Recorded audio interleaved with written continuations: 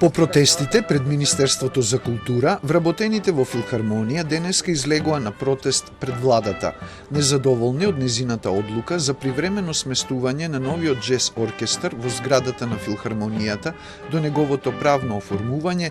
Вработените од оваа национална установа во знак на протест го свиреа тешкото од композиторот Глигор Смокварски.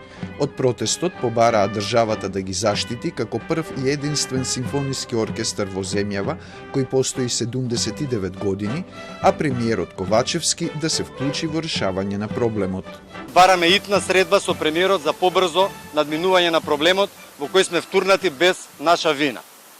Нашата институција сосема непотребно е ставена во ситуација која мора да биде надмината и апелираме што поскоро да се најде решение.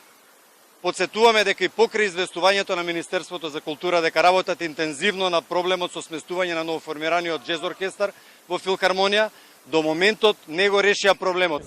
Покрај изведбата на тешкото, вработените во Филхармонија протестираа и преку поставени транспаренти на оградата, а на еден од нив стоеше пораката "Блокирана сметка не е решение".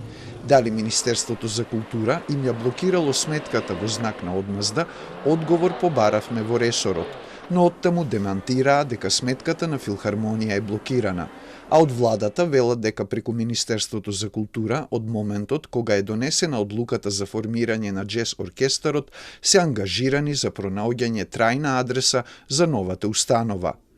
Во одлуката јасно е наведено дека новата установа административно и времено е со седиште во објектот на Филхармонија до потребниот временски рок за нејзино формализирање. Овој временски рок ќе биде децидно запазен.